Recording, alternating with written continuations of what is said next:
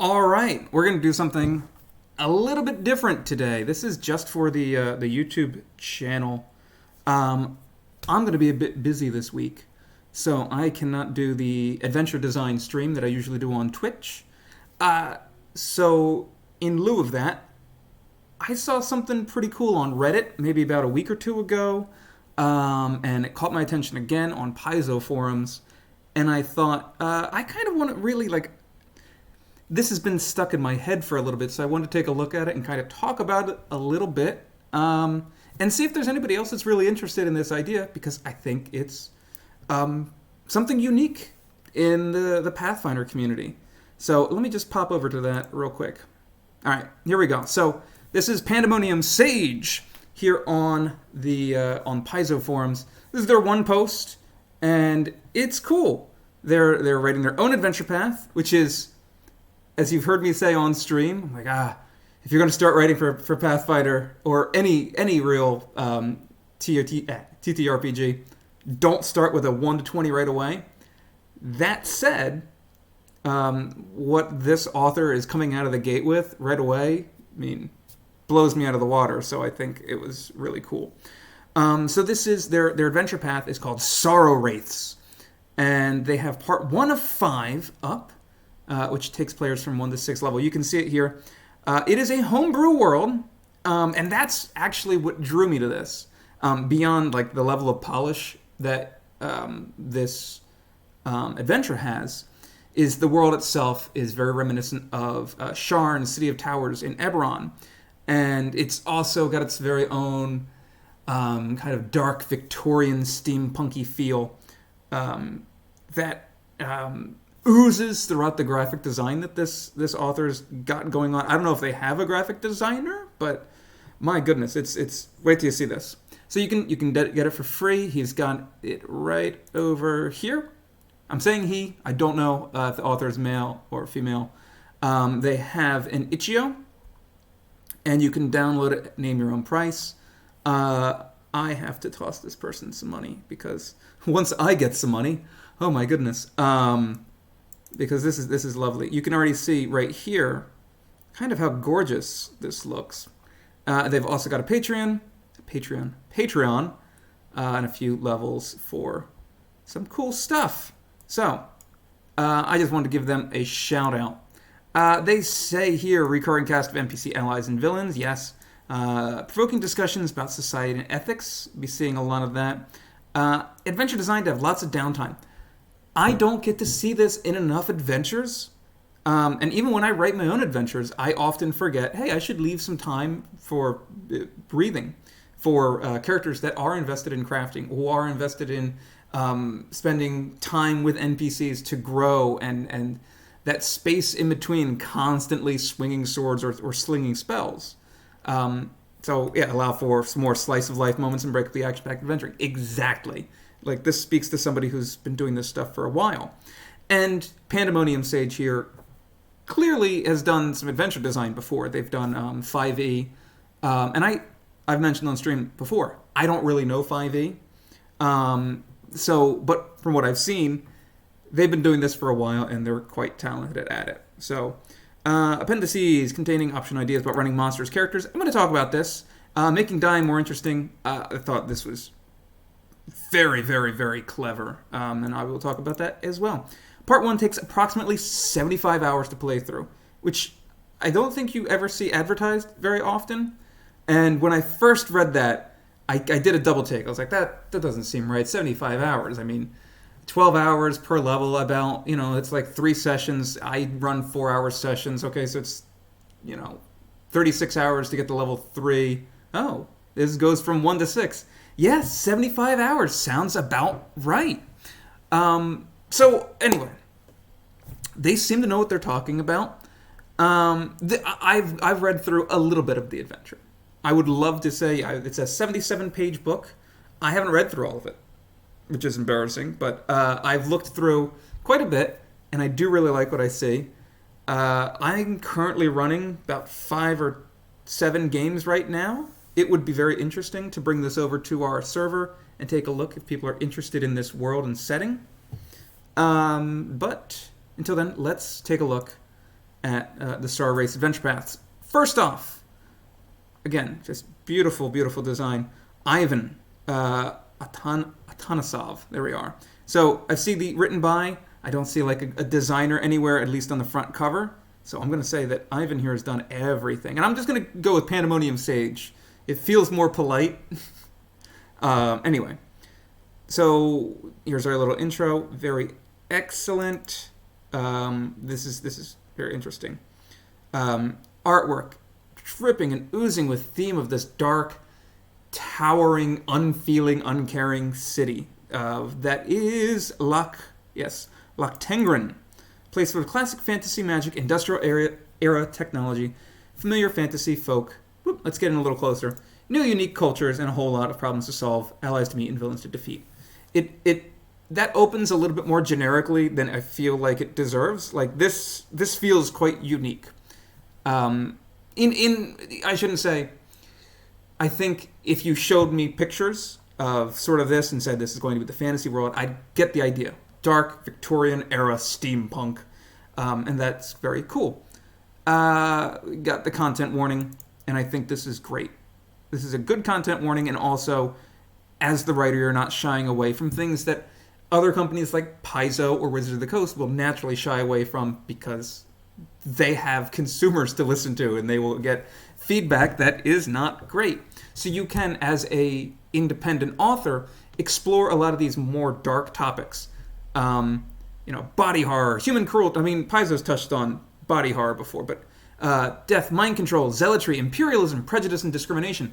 Things that we can get surface level stuff with other authors, but if you really want to dive deep and explore those in a mature way, I think going to independent authors like this is a fantastic way to broach the idea with your group. So yes, you can see here, he's got 1, 2, 3, 4, 5. Are these full adventure paths or adventures on the DM's Guild? Let's just take a look, see here. Yeah, I'm not, I don't know. This is interesting. I'm wondering when this came out. Because this, as compared to, let me take a quick preview. Oh boy. Yeah, like a full-size preview. Come on now. It looks like there is quite the growth of design, like amazingly so, and understanding. And again, I don't know 5th edition too well. I mean, boy, oh boy. For what we're going to be seeing, I think that this is the author is just at another level here. And of course, like I said, we've got their Patreon and their itch.io up as well. They did also, and I haven't shown this off, the player's guide. He's got a player's guide here. And a few comments on it. Not in a bad way. Matter of fact, in a great way. I really like this player's guide. I would hope that it had something else to kind of elevate it a little, and I'll talk about it. This is essentially what you'd give your players to get them introduced to the world, the setting, and what the game's going to be. And this does a good job of that. We've got the Imperial City. Boom. Punchy. Going through. This is what Tengrin is. Large city within Valemark. What's Valemark? Well, it's over here with the Valish people. Both on rules, laws, and orders. You already kind of get an image of who the Valish people are going to be. These, however, this is the introduction. We want this is kind of the theme, right? I'm not certain. Like, industrial dystopia, monsters abound, cool theme. I mean, and even Imperial City, I would call that a theme. We get to firearms. I'm not sure if that would kind of be a theming thing or if it's just there as like, you should know firearms exist. As a player, I'd be reading this, and I want to zoom in. Boop, boop. Pistols and rifles have replaced bows and crossbows as the most common ranged weapons of the age. Cool. Good setting thing. Usually simple, reliable, and used by nearly everyone. As a player, I would then have to sort of ask, well, is my character going to have a crossbow? Can I be this, archer ranger? Does that make sense? If not, what about rifles. They're uncommon for non-gunslingers, but I want to be a ranger. Can I dual-wield pistols? So mechanically, and I'd like to see this later in the player's guide, and I don't think it is there, is adjusting sort of the mechanical expectations within the setting. So I would say something like firearms, they've replaced all these things, and I would also put this section later, because I want this stuff should be theme. I feel like this is theme, things you want the players to know, boom, right away. So yeah, firearms, throwing that later, maybe with an equipment, talking about ancestries and backgrounds and sort of what fits in the setting. And I would say something like all simple firearms are common. Or how many simple firearms do we have? Sorry, I was looking at stuff here. Let's look. Firearm. Well, let's classic firearms. Yeah, they're all uncommon. So I would just say something like removing them from here. Let's see. Now I'm so curious. Weapons. Have we got them here? Firearms. We've got to have simple ones, obviously. Yeah, simple. And can we rarities? Here we go. Let's just get rid of all the commons. Oh, okay. Probably don't even need to do that. So, oh, sorry. Wait a minute. Only the commons. There we go. So, back to what I was saying. I would say something like remove the uncommon, or they are all common. I guess. Yeah, most common range. It doesn't. It's not explicitly stated, but I would just say remove the uncommon trait from firearms. Then we've got some talk about culture and ancestry. Boom. This is great. Skirnan people. These are essentially. What's the classic, not trope, but sort of writing adversity? You know, man versus wild, man versus man, man versus self. And what we've got, the Skirnan people are essentially the representatives of the traditional, the old ways.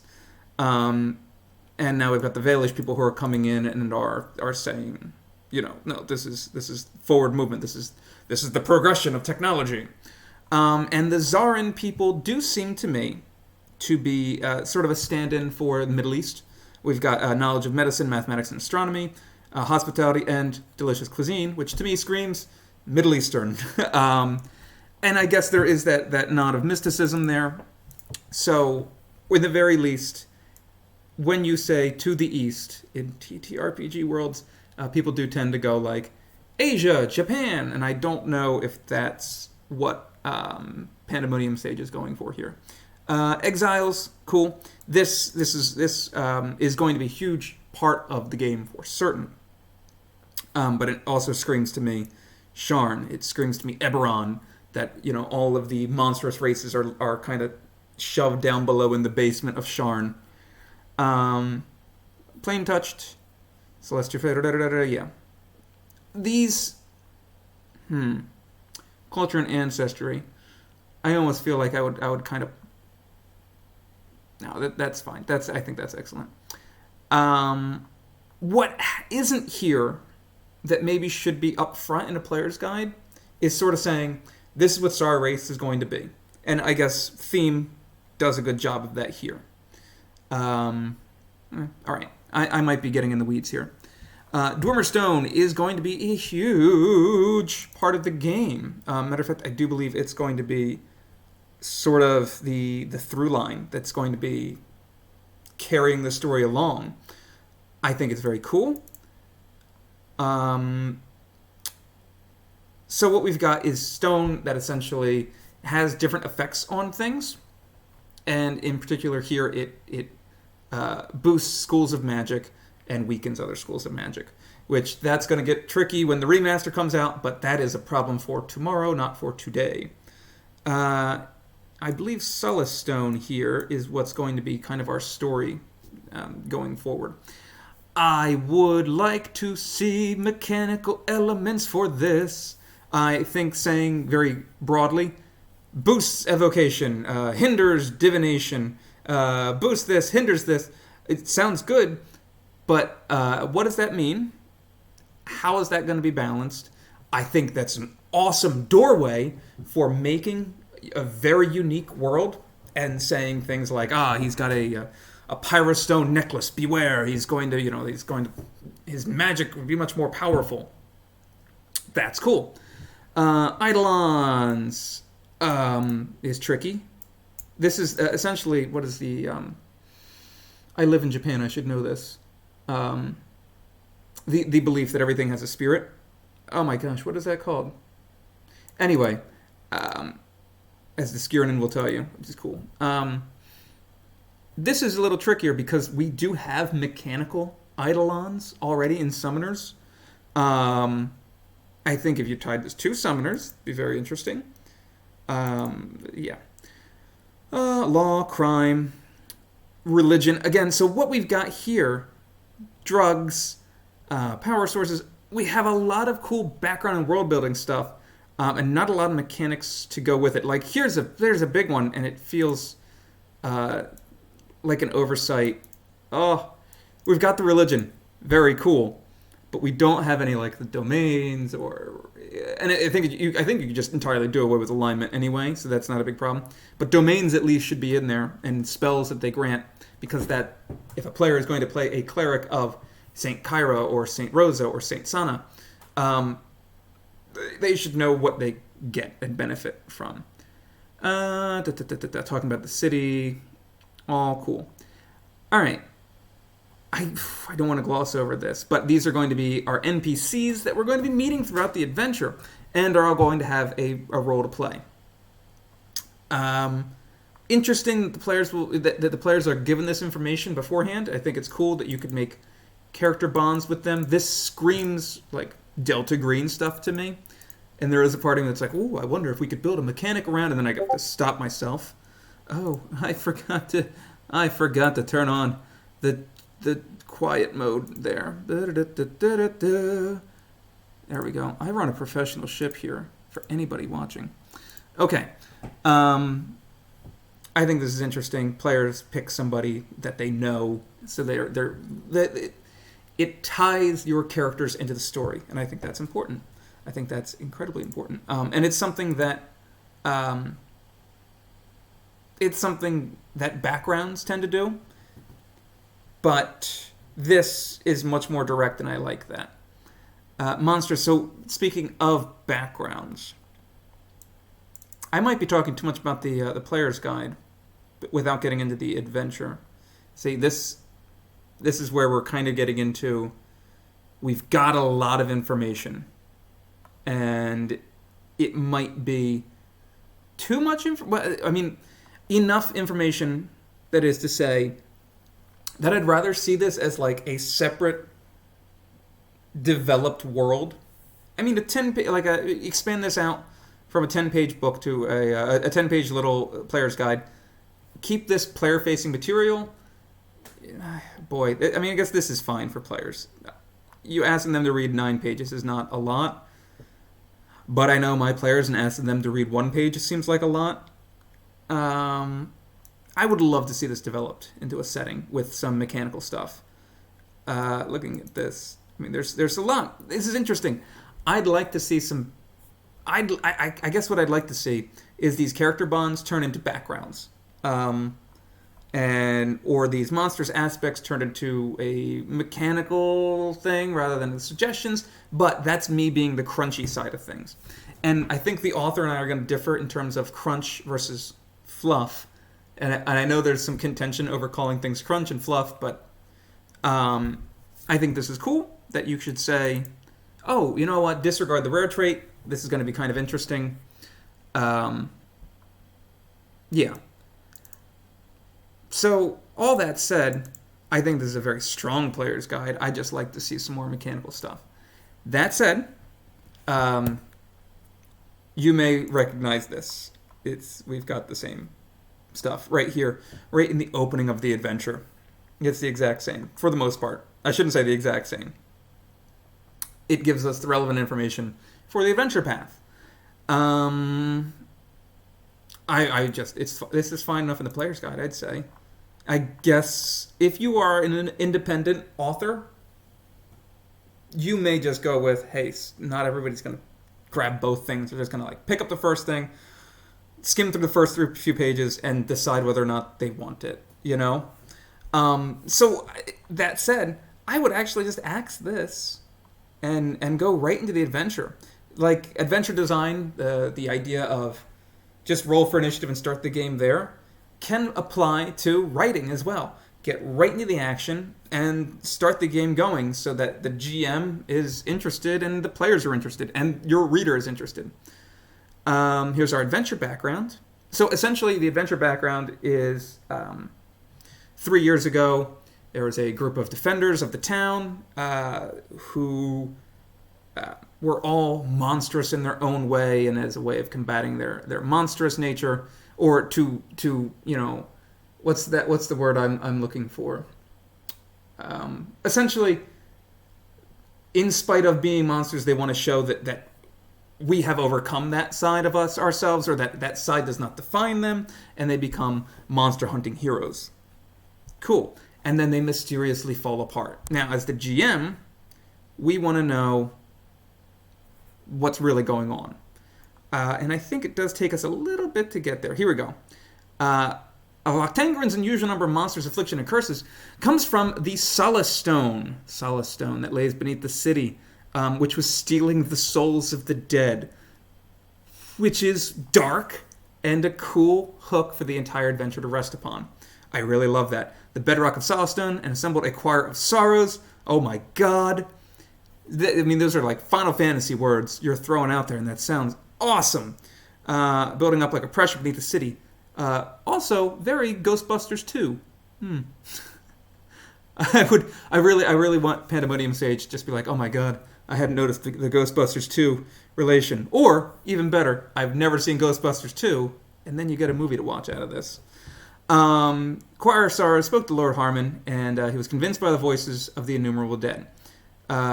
City is responsible for its own suffering. Its excesses were what gave birth to monsters, which caused for essentially the spirits of the dead came together and were like, hey, look, you want to save the city? You have to destroy the city.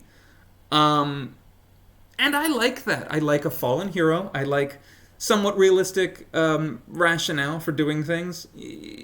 I like that. So he then goes back to Vigilance and says, hey, look, I know this city, we've been protecting it, but we're going to just be doing this forever, and we're not going to be able to fix this problem until the city's gone. And some members of Vigilance are like, totally, we get it. And others are like, oh my god, that's an insane thing. And they fight and split up. I believe it says broken forever, and the members scattered to the four winds, and Crike Manor became a haunted house. I should note, it does seem very clear to me, at least from the Patreon, that PandemoniumSage does come from Europe, English or British, or I mean, with a name like Ivan Russian, that's not Europe. So there's going to be, for North Americans, maybe some European words that you don't see more often in pronunciations. Crike Manor, I believe. I'm just a simple, humble American living in Japan. So my idea of pronunciation is entirely all skewed. So I have no idea what I'm reading anymore. All right. So here's our adventure background. And I like it. This is a really cool hook to rest the entire adventure path on. And it's sort of one of the big reasons beyond the theme and beyond the setting that I really wanted to look into this more. What I would like to see, I'm curious, and here we go. Conclusion and upcoming chapters. I would like to see where this goes. All right. Not gonna... Spoilers for this, guys. Characters' newfound allies settle down in Crike Manor and set to making homely again. Cursed vampirism spreads throughout the city. My god. Heinrich preserves an alternative cure. Blah, blah, blah, blah, blah. Okay, so what we're doing is saving the town. Okay? You can kind of see where this is going. The players step in as the new Vigilance. As the new, we got to put a stop to all these monsters, and then slowly they come to that same decision that our original Dr. Heinrich, I believe. I've already forgotten his name. Oh no. There we go. Dr. Harmon Lord Harmon Crike, right? Lord Harmon Crike came to.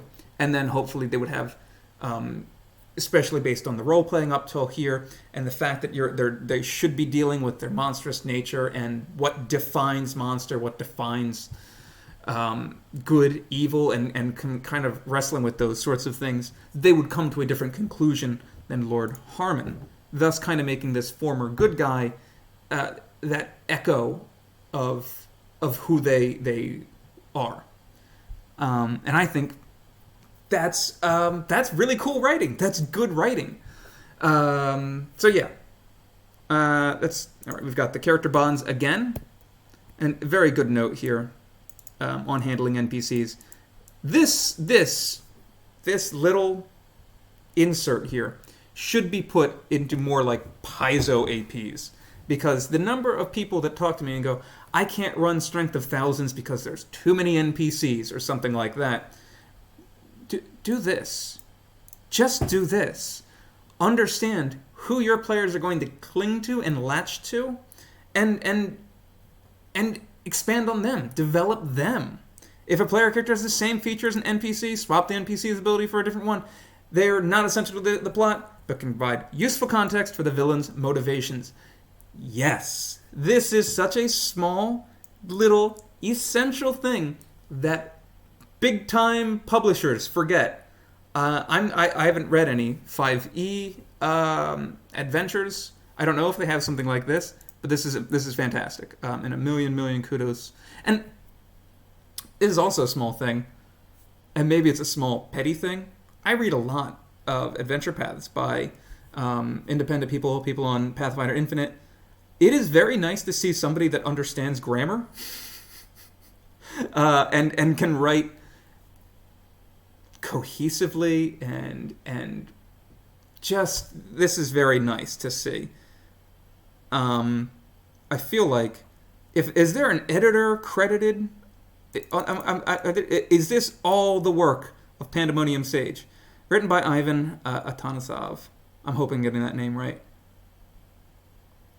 Because if not, my goodness, this is absolutely fantastic. Here we go. Okay, all about on that. I mean, no, this isn't editors or any. Illustrators in a certain sense. These are very cool. Look at that. See, I didn't even know this feels so fun to look into. Kon und sind. I can't speak German. I don't know why I would even try and pronounce this. This is somebody that knows their stuff, and nailing the time period with those woodblock carvings, I believe. You see a lot of these. Sorry, I want to go back to every time I look at this is Don Quixote, isn't it? This if this isn't Don Quixote, very close contender. All right, so. We got the monstrous aspects. We talked about this over here in the player's guide. Dying in this adventure is cool. Because, like we said, there's this solace stone beneath the town. So as you get close to death, your soul is getting essentially dragged down into that, what do they call it? I've already forgotten the name of it, which is really cool. The choir of souls, or something like that. So he's written here, essentially, questions to help prompt some more role-playing, and these are really good. Can anyone be redeemed? At what point does a monster no longer deserve saving? At what point does a person no longer deserve help? These are cool. When you start making those recovery checks, the GM is prompted to start poking and giving you a little, like, hey, something's going on. And even before you figure out that there is something going on down there, you start getting these little insights, which I think as a player you might be going, oh, weird, interesting, that the GM is doing this. That's the GM doing it. But then when it comes out that the Solace Stone is a real thing, it's a cool moment where the player goes, oh, that's what you were doing. Oh, very clever. Yeah. So I think that's cool. The souls never provide answers, but rather they help the characters discover things about themselves. Smart. Brilliant. Love it. So what I'm going to do, before I make this video 4 hours long and give away the entire plot of this whole thing, I'm just going to look at the starting quest, because there are rough around the edges things, and if anyone runs this, and I 1000% recommend anybody watching this video, no matter what I say, if I'm like, this could use some work, this could use some work, go get this, toss PandemoniumSage a buck or two, give him a little hunter pledge, slayer pledge, whatever you like. Find him on Itch.io. Look, here you go. Here's my plug. PandemoniumSage.itch.io. I'm willing to bet if I Google well, obviously it's going to come up for me. PandemoniumSage, all one word. That did not come up the way I thought it was going to come up. I was hoping that would. PandemoniumSage, Itch.io? Well, kind of. You'll get there, all right? Or just look them up on Paizo, okay? They've done good work. Check this out. I recommend run it, try it, play it. The setting may not be Galarian, but we've been playing in Galarian for like 15 years. I'm okay with occasionally stumbling out of Galarian every now and then. All right. So I'm going to look at the starting quest, and then I think I'm going to leave it for the rest of you guys to see what you think. Again, beautiful, beautiful, beautiful adventure. So this is essentially pre-venture. This is to gather up the group, have the quintessential meet in tavern, except it does it very cleverly. Essentially, giving us the Choir of Sorrows. A blacksmith hears the voices and says, "You must make a child." And so he makes a child of brass, and unfortunately, a child made of brass has some problems. Being of fire, it constantly starts burning things down, and this part of town is suddenly facing an uptick in arsons. Oh no. And the players are... This is important. They're not tasked to do anything. Our adventure hooks here, and I would love to see, like, as a GM, expand on this, give a reason for players to want to, look into these fires. For instance, each of these characters take it upon themselves to investigate the fires in the district of Grimeglass, essentially saying, your player wants to investigate the fires. Why? They have their own personal reason. Fine. As a GM, you might say that beforehand, everybody. You find a reason to investigate these. Inheritors of the Torch. The characters aspire to the next vigilance. This feels most appropriate to what the adventure path is going to become. So I feel like this is where the route I would go. Or the Monsters Anonymous. The characters are together. Okay, they're aware that we have these monstrous bits to them. Part ghost, part Dhampir, Hagborn, etc. And so they come together. This sort of just says, help others in the city. So, we're all kind of monstery. Yeah. Also, a lot of fires around. Yeah. As the monster dudes, you think we should look into that? Yeah, I guess so. Maybe the weakest hook, but I think, more importantly, these two, Inheritors of the Torch and Monsters Anonymous, feel like they're the best for the adventure path, like if you just merged them together. Almost the idea of like taking a free archetype and giving that to all the players and giving them, I'm going to go in my own direction with it, making giving them like Ghost, giving them the Ghost archetype, the Zombie archetype, Vampire archetype, giving them these archetypes, but maybe tweaking a few, making your own that aren't so monstrous, more like monstrously touched, monstrous aspects. That's what I'd kind of like to do. That's coming from a point of I like to homebrew just in general. So, okay. So the players are, for whatever reason, are going to investigate these fires. And the latest fire is this small little crowd of buildings. Okay? Essentially, they arrive. 4 buildings have been affected by the fire. 2 of them look like they're small residential homes. 1 was a smithy, and 1 was a large warehouse. Right away, DC 15 crafting check suggests that the fire spread out from the abandoned smithy. Yeah, and I mean, that's during exploration mode. I would say if you're investigating or searching, boom, you make that check, no problem. Okay. So what we're going to see is something. The PandemoniumSage has detailed things quite. What's the word I'm looking for? He's detailed them quite detailedly. He's very detailed. Okay. What you may see in another adventure or a module is just like F1. This is a home. There's like a kobold in it. F2. There's bandits here. This is a gnome. This is what he knows. But he's not going to share this information until they help him find his jewelry box, his wife's jewelry box.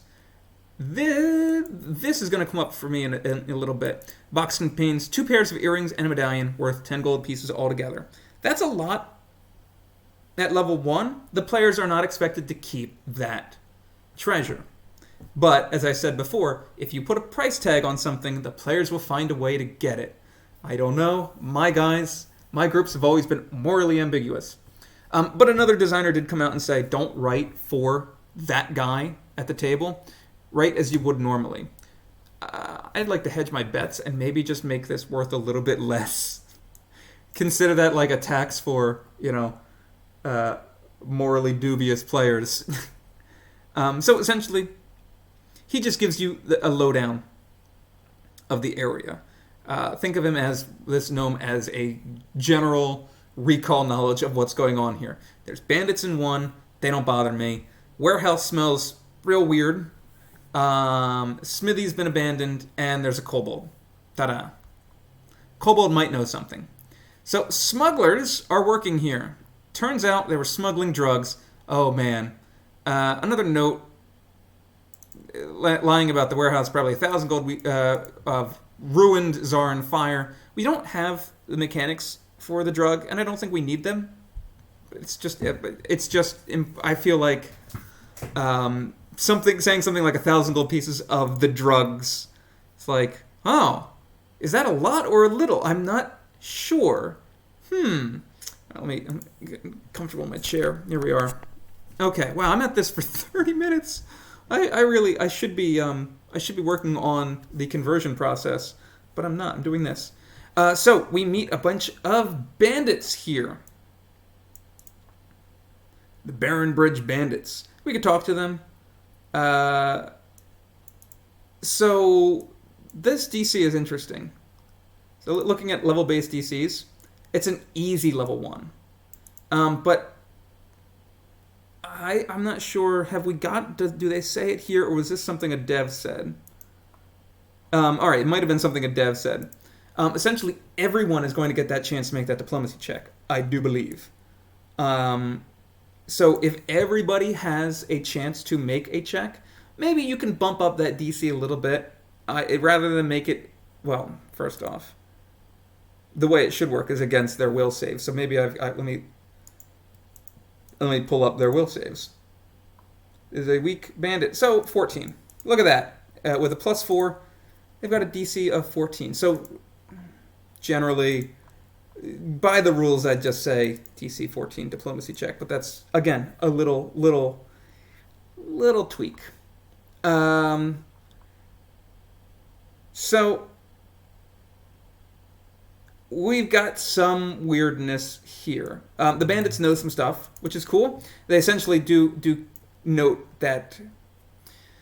I'm sorry, I realized I did not explain what this adventure is. Fires are happening.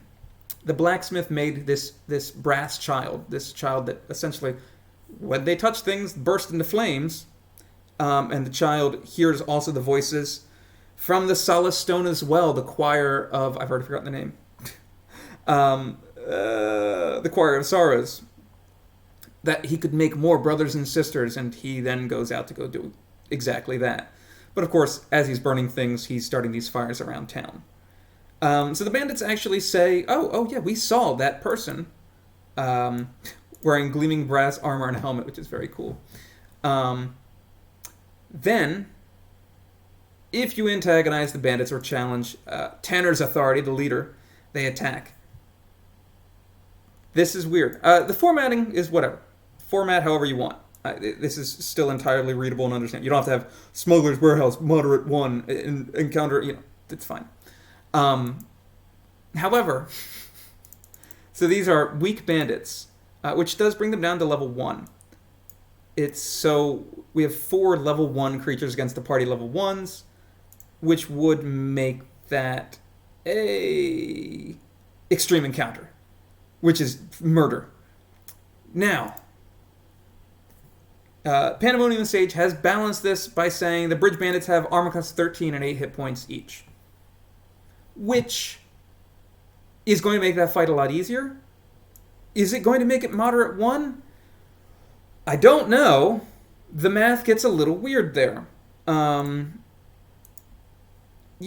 So I'm not sure why it had... I guess it's just a bit easier. I'm wondering if you could do a Grave Robber, make it weak, and now we've got, 4 level 0s? So, woo! 4 level 0s would be a severe encounter, but we've got 8 hit points, armor class of 13. See, the thing is, hitting at a plus 4 is not nearly as bad at hitting as a plus 7. Because that's brutal. 4 of them can very easily, if the GM is playing not antagonistically, but at all smart, intelligent with the NPCs, they could easily just gang up and murder a character. Do they have anything that really benefits on that? Dread Striker. Plus 4. Here we go. Rolls initiative using deception or stealth. So, I'm not sure that I really approve of kind of loosey-gooseying these rules like that, but this I think works. It's just not great. And again, I'd look at the formatting, so as a GM, I want to know what their perception roll is or what they're going to be rolling for initiative. Follow-up to that, we do have a hazard, which is not explained. It's sort of just like, there's a structural instability in the building, and you can disable it. But if you end in the warehouse, which again is just right here, and the bandits are also in it, it falls. The roof collapses on them. I don't know. This needs a little bit more explanation from me. I think one or the other is okay. Also, the hazard needs a level, but that's small. I'd even take the trained off of crafting. Make them do an untrained roll. Give it a shot. But this is a simple hazard. I like this, but yeah, I think this just needs a little bit more. Kobold's hideout. There is a brass-scaled kobold, perhaps a little wink. Again, so very obvious that PandemoniumSage knows what they're doing when they write. I almost feel like the brass-scaled kobold is at least a little wink and a nod, or at least a fun little authorial flourish of chasing after a brass man, and we get a brass-scaled kobold. Pet rat named Boris. Again, so much detail. This is not a professional product in terms of Paizo has to worry about word count and page space for their printers and for what's going to be sitting on shelves. You can get away with doing a lot of detail. I don't know that I would put that much in, because I like for a GM, if they want to elaborate on their own, but I think this is fine. Clear it with an athletics check, freeing the kobold trap below. Cool. Trap beneath the floorboards. Cool. More information. So all of these essentially 1, 2, and 3 here are giving out information about 4, which isn't bad. So we go here, we get some information. We go here, we either get a fight and a hazard or some information. We go here, we can get more information. It's all serving to get the characters to T4 or F4. It's not my favorite in terms of design, but it's not so bad. I think it's okay. They all give different information, so it's interesting. Tarp inside person. No, a creature. Enter the smithy. I saw something gleaming like brass, but it didn't look like scales or armor. Distant sound of striking metal. So essentially what everyone saw was the brass man come in, to make more children. This is very nice world building. Then we have a follow-up, which you probably are not going to see in any Paizo material. Is a little strange. Is that Tarpon's also like, by the way, I sell these things, which is cool. I think Pop Dust, Cheetah's Elixir, Smoke Stick, Feather Token, all very interesting, cool things for him to sell. This one's interesting to me in terms of, we're back to world building. A small statuette of a naked snake demon. This is something I love, but in a weird place that I don't think I love it. Like I've said on stream before, the Clone Wars problem. In that Star Wars Episode 4, he goes, I fought with your father in the Clone Wars. And everyone's like, cool. I really want to know what those are. And then Episode 2 came out, and they're like, it's the Clone Wars. And people are like, oh, I actually didn't want to know about that. It's kind of much cooler if you just throw it away. And so a small statuette of a naked snake demon, my brain now goes, okay, there are snake demons that are worshipped, and they're people are forming idolatry of them. I want to know more about this world. I'd rather have this be a treasure to find, though, rather than a thing to buy. This is very much a role-playing interesting oddity thing, as I can see a player saying something like, ooh, I don't have Detect Magic prepared. I don't have Read Aura prepared. Maybe that thing is magical, and maybe this is the only time I can get it. I'll buy it from the kobold, and I'll use it to... I don't know. For me, it's not... Yeah, I don't know. It's a thing that you can buy. It doesn't do anything. Which I guess is okay, and I think it's fine to include those things. All right, then we get to the abandoned smithy itself. So the players could arrive here, take one look around and go, yep, the fire came from the smithy, meet none of these people, have none of these interactions, no encounter, any of that, and go right in here. I mean, that's not really the point of the adventure. The point of the adventure is not to meet these people, but it is world building that I like. So that's 75 hours. We can kind of cut that down a little, depending on how your players act. Essentially here, these investigations. Yeah. I'm not sure how other people run things at a table. Because I would say, okay, what's everyone doing? Oh, I'm investigating. Okay. I know for a fact that if you read like OSR games or even AD&D things or even 3.5 and Pathfinder 1, you would see like if a player searches the under the bed, if someone announces that they're looking up, make this check. So it does seem like I searched the hearth, I searched the crucible, I searched the anvil, I look at the discard and I just look at these. That seems just like unnecessary to me.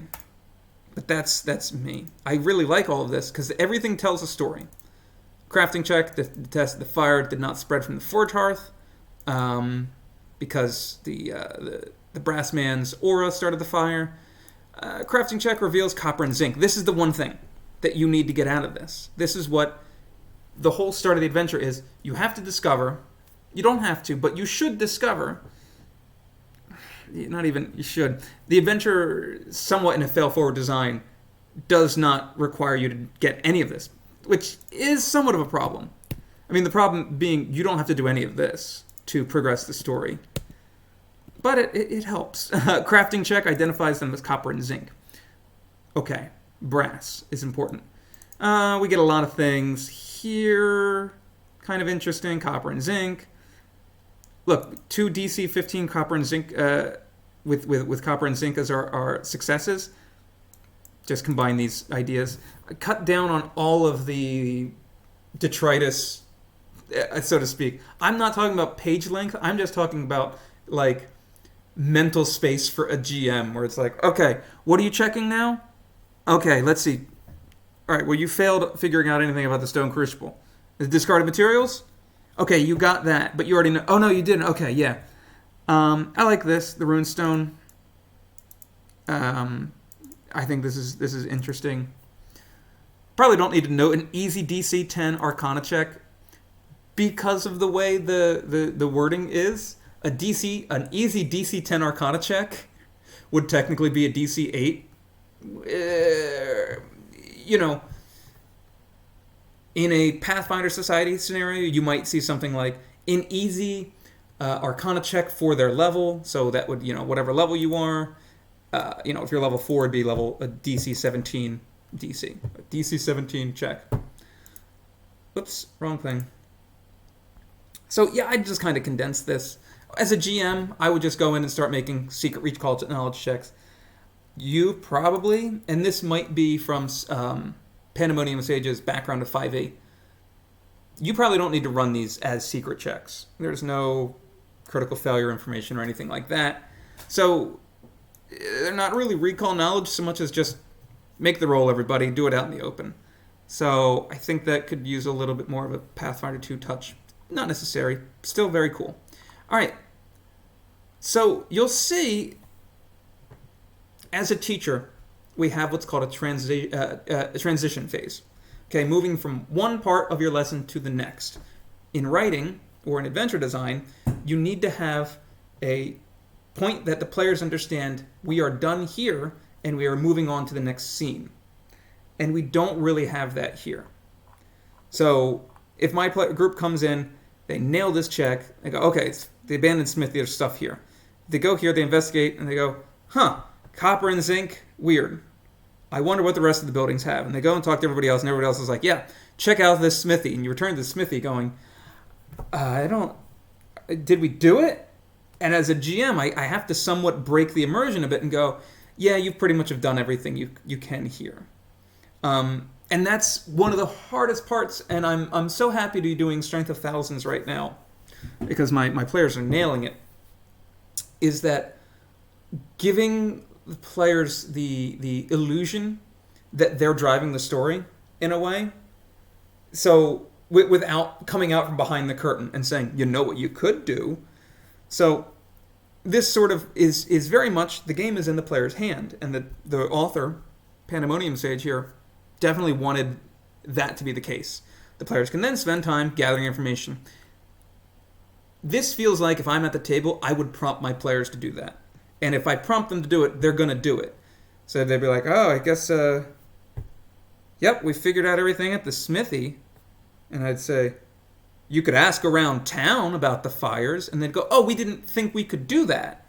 So what I would say here as a GM is throw in a little something here that leads them, a clue here at the abandoned smithy that leads them to Caden's Forge. Okay, that's where our next part of the adventure begins or continues, and these second fire, first fires, are history. Some society checks could reveal that these things have happened. These are diplomacy checks, but society or diplomacy, I would say, that we're getting more hints that this guy has stolen copper and zinc in order to make brass. I'm not sure that would click for many people. That okay, got brass. It's very much I as a player, I'd say, what would somebody be doing with all this brass? And I'd ask the GM, like, could I make a crafting check? What is somebody doing with brass? And then the GM might be in the position of, like, do I give away that? Like, you can't say, oh, yeah, this entirely unseen creature, oh, yeah, someone's probably making one of those. So it feels like those clues feel a little red herring-y, despite the fact that they're not. You just go like, oh, weird, zinc and copper. Okay, so eventually the character's investigation leads them to Caden's Forge. We should be getting this as written by going to the first fire and kind of trailing things back. Marcia? I think that's Marcia, right? Marcia. I'm going to say Marcia. Look at this. I love this stuff. I love this little characterization. She idolized the owner of the factory, later Lady Glanville, and aspires to someday be an enterprising genius like her. Cool. That's one sentence you need, and you now have the entire NPC's like personality. Anyway, she tells there's a fire that came before from Caden's Forge, and that's where we get the adventure really beginning. And he's the one who made Edrin, the brass man, And he's like, okay, oh boy, oh boy. Yep, he's over at I know where he's hiding in this neighborhood. It's at a factory called Engelbert and Sons. Okay, homeless folk gather there. There isn't a little note here. He can give the characters a 50% discount if they ensure him they don't intend to harm his son on metal armor, metal tools, simple weapons, firearms, ammunition. I feel like there should be a limit on this in terms of like up to level 2 or something like that. Because what we're going to see is there's going to be some gold problems in a little bit. And Kingmaker, like, Paizo ran into his own problem with Kingmaker and in a few other adventures. So, PandemoniumSage, if you're watching this, don't feel bad. Everybody does it. It's just, I've been on the receiving end of that fuck up. And it's really bad when your player goes, oh, I have enough gold to trivialize the next 5 levels of the game. And you go, oh no. Well, that's not good. And if Pop Juke is watching this right now, you know what you did. Anyway. So, Caden sends him off to Engelbert and Sons to go retrieve his son. I've been calling them the Brass Man, but they're fire children. And again, these maps, these are made in Dungeon Draft. Gorgeous, gorgeous, gorgeous, gorgeous maps. I was going to suggest Cowpal make maps for everybody, but this is great. All right, here's another. Every room is very detailed, and you can see this playing out in the way that PandemoniumSage writes these. That we have people kind of giving out little tidbits of information, and doing a lot of world building, and I like that. I like that a bit. I think it's fine. This is actually interesting. If this players stay and engage with the seer here, he gives them a hero point, which I feel like if this were suddenly like switched over to 5e, that would be replaced with inspiration. I haven't seen any adventure give out hero points. I'm not sure if I'm not sure how I feel about that. I think it's okay. I mean, look, more cool characterization of the world, more world building. I like this. Yeah. Okay. Martin's Corner, blah, blah, blah, blah, blah. Here's some homeless folk who... this might be a touchy subject for people in terms of violence towards the homeless. I don't know. I would run this just fine. I wouldn't change a single thing, but I don't know how everybody else feels about it. Like PandemoniumSage mentions right at the very, very top. This is your world. Okay, feel free to change what you want. Where's that little note here? No aspect of this adventure is sacred. So yeah, I would agree that if you don't feel comfortable with something, don't run that. Easy. Beggars. 4 beggars. Let's open that up. These are level -1. Yeah. A-okay. Boy, that is... I do remember... So Paizo themselves said this. That the math for -1 creatures is off. Because otherwise you'd end up with a bunch of level... They're 0 hit point creatures with no armor class and just be worthless. It does make things difficult when you make encounters with -1. I mean, look, if you made them weak, they're dead. Watch this. Huh! And as soon as my... Why is... Oh no, Nethys, don't go down now. Sometimes Nethys decides to die. 0 hit points! Yeah, Nethys doesn't work for that. Alright. Oh, here's another thing. Okay, so this just says environment. Toxic fumes issue out of the floor grates. Every creature entering those areas is exposed to poison. Must attempt a saving throw against DC 14 Fortitude save. Must attempt a DC 14. Little wording, that's all. Or become enfeebled 1. Creatures within the fumes are also concealed. That's really cool!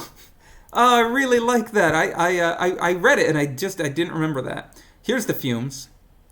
One note, you should just say, enfeebled 1, so long as you remain in the fumes, or until you spend or turn into sickened, or what have you. Because enfeebled does not go away. You have to say, like, until end of turn, or for 1 minute, or something like that. So, as it stands, what happened to you? Well, I'm level 30. Level 30? What? I'm level 15, but back in level 1, I smelled some fumes, and I've been enfeebled 1 ever since. Anyway, head on down. There's a forge at the bottom. Again, gorgeous maps. This space might be too large for what's to happen. Let's see. Cool, by the way, what is to come. Essentially, the fire children are here, and oh my god, we want to be free. We are people too. This is a very, very, very, very good section of an excellent opening adventure.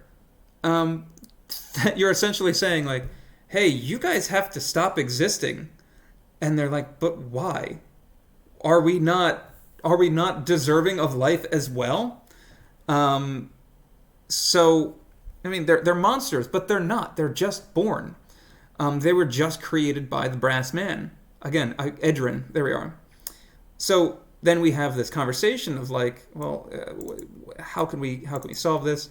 Each character can make a DC 13 diplomacy, society, deception check. Party gets a total of 3 successes. They convince Edrin to go with their idea. However, the other 2 fire children, newly created, and yet incapable of empathy, see this as betrayal and attack.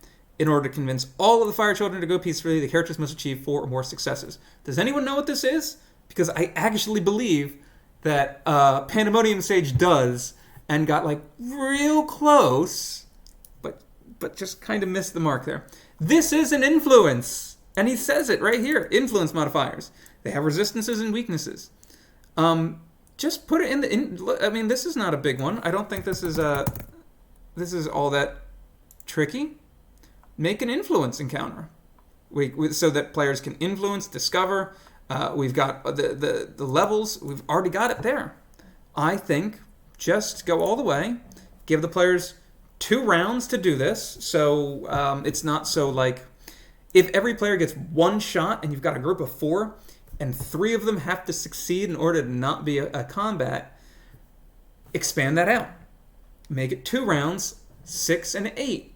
Okay, so the critical successes can give you 2 to make it this instead of being the odds of that going into the player's favor, despite essentially looking like they are the same odds, go up quite a bit and flatten out. And I know that math sounds weird, but trust me on this one. Spread it out a little bit more. Anyway, so should this go poorly, they're going to be fighting Azzurs, which I love. Azzurs from old days, and I haven't yet to play with them in any version of Pathfinder. These are weak Azzurs. Oof, I gotta say. 3 level 1 weak Azzurs. Azzurs.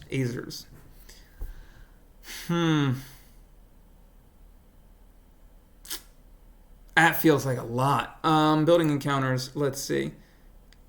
So if you get the 3 successes and you're only fighting 2 of them, that is a moderate. But I want to note, what they can do is fire off 2d6 lines of fire.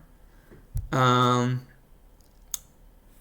their damage is incredibly high because of this plus 1d6 fire. Oh, which is a shame. Like I'm thinking about.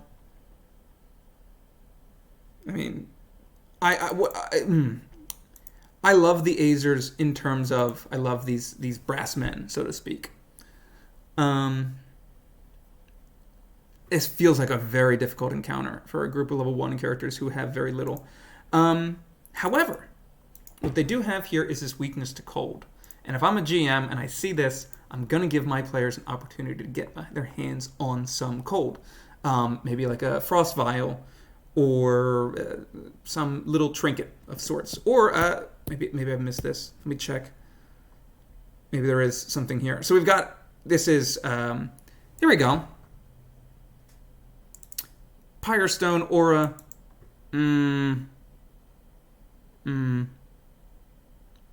I'm not sure how much I enjoy that. It's interesting. Evocation spells are heightened. Yeah, in terms of this should be for the benefit of the players. Shooting off a Ray of Frost. Just treating it as heightened +1 seems... Does Ray of Frost even heighten it +1 or does it heighten it +2? That's my first and only thought is Ray of Frost. Heightened 1. Yeah, I'm not sure. Crushing Wheels. This should... I mean, I wouldn't have any of the Azzurs interact with the environment. make these all player side for funsies. More of the toxic fumes, very cool. This seems unnecessary given that the Azzurs already have one at 10 feet coming out of them, where it fatigues them. And moving platforms. These go back and forth. That's cool. I like that. This feels, and I don't mean this as an insult, this feels very 4th edition, where it's like a lot of my encounter stuff ended up being more environment-based, and I tried to make it like video gamey. This might be a lot for a GM to keep track of, or even players. The wheels rolling in a... Yeah. I feel like you'd have to spell this out to the players of what to do here. I don't hate it. I think I like this. The Azzurs are going to be real tough. I now do like this room for being as large as it is, because the Azzurs benefit from a smaller room, and you just want to take away all that. Alright. Edrin wields a +1 Warhammer. Fine, level 1 treasure, I think. He has also collected copper and zinc, which can be sold for 50 gold pieces altogether. I am concerned. By level? Not income by level. Wealth by level. Sorry, there we go. Level. Wealth by level. What is it? Treasure by level? There we go. Treasure by level. All right.